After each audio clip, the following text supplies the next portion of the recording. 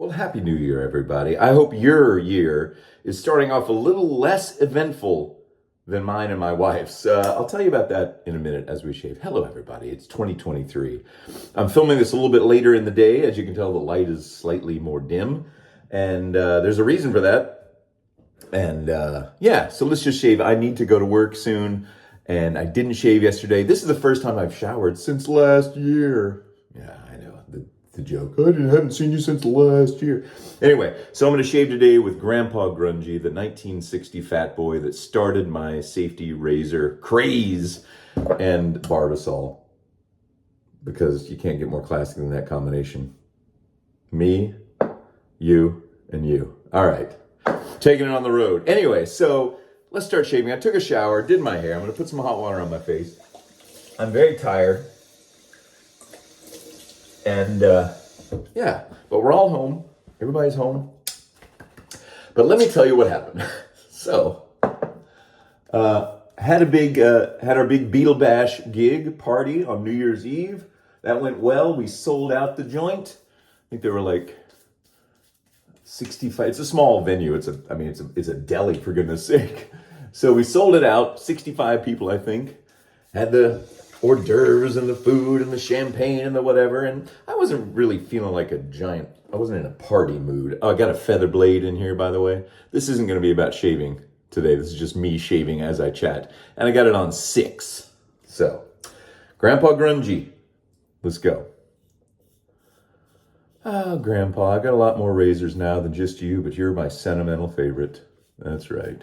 So anyway, had the Beetle Bash thing, played all night, went to midnight, did that, went home, drove home. I wasn't in the mood to party, so I had like a glass and a half of red wine, which I don't normally drink. I'm not a red wine drinker. But it just felt like the way to go. Good thing, because go home, kids are still awake. They went to bed about 1 o'clock, which is far too late for them, for their ages, but one night a year, what the heck. So my youngest son likes to sleep in our bed upstairs. And so I sleep in his bed downstairs. Nice one. Nice bed. So, which is kind of nice. I get to spread it out a little bit, And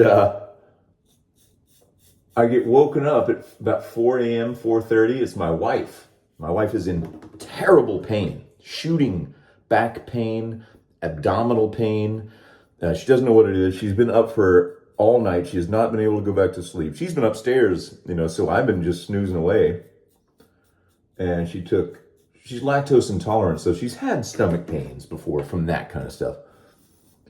And so she wakes me up, tells me about this, and asks what should we do. And I said, well, let's take you to, because it was bad. It wasn't just like, oh, tomorrow I'll wake up. She couldn't. It was unbearable for her. So we went to one of those emergency care 24-hour places, which turned out to be this beautiful place. They treat her great. It's fantastic. So take her in there. Actually, she went. I got dressed and everything. She said, you know what, just stay here with the boys, and because it's not far from our house. So she went, and then she called me I think it was like 6:30. So she'd been there for a couple hours.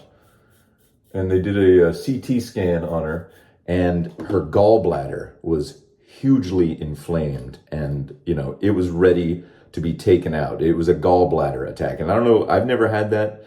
I don't know if you have, but from what I understand, it is, and from my wife, extremely painful. If you have gallstones, inflamed gallbladder, that kind of stuff. So that's what it was. So we had to get her to the hospital immediately. So that's what I did. I drove by. He had always giving me nicks, Grandpa Grungy. He keeps me honest. He's a nick machine. He always has been. I still forgive you. We always hurt the ones we love most, right? So, it's about 7 o'clock in the morning. New Year's Day, mind you. I can't stand my hair when it does that stupid thing. So we go to the hospital, go to the emergency room, because it's short-staffed anyway. It's New Year's morning, 7 a.m., and there's probably about 10 people in there. Nobody with firework burns or, I don't know what they were in there for. Some of them, I don't know. Anyway, so we sit in there for a couple hours, and And then eventually, after I think about 2.5 hours, we get a room to go in. And they check her out, and then she's in there all day long, New Year's Day, in the emergency room, hospital bed room. So she's in a private hospital room, but it's the emergency room. So it's kind of a little bit dirty. You know, those places get used a ton. She's no longer in pain for the time being because they gave her something. But she's freezing cold. She's bored to death, and she's in there all day, New Year's Day. So I kept, I stayed by her side, and then I had to come home and check on the boys because the boys were home by themselves. We called my mom. She came, late in the afternoon. So I'm going back and forth between the hospital and our house to check on the boys and get them lunch and stuff. And the doctors are saying, okay, she's gonna have to go into surgery today because her gallbladder is that inflamed and ready to be taken out. So eventually, finally, I think it was like 7 or 8 o'clock last night, she's been moved, or she gets the call. I think she got moved to a normal hospital room upstairs, not the emergency room. And so I'm still at home with the boys. She said, just stay at home with the boys and I'll text you, and then you can come by when they say it's time for me to go, and I want to see the boys before I go into surgery.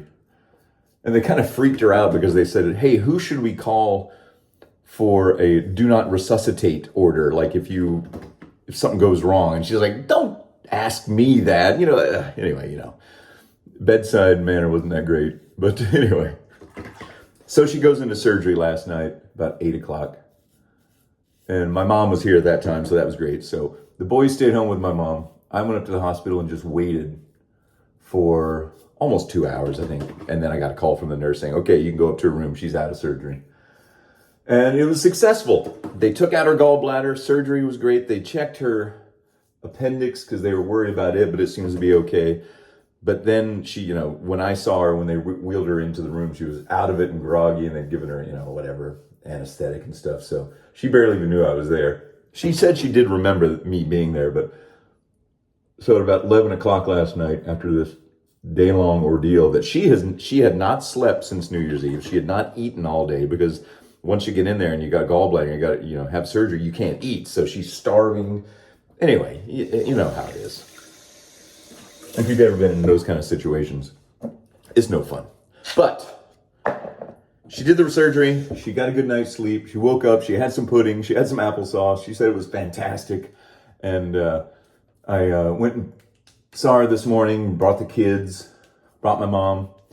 And I tell you what, the kids were a little freaked out. They've never seen, if you see a loved one in a hospital bed, in a room, it can really scare you, especially if you're a kid, So they were very quiet. And my oldest didn't say one word when he was in there. And, that's how he deals with that sort of situation, And, but about an hour and a half ago, it's what time is it now? It's almost 4 o'clock p.m. Central Time.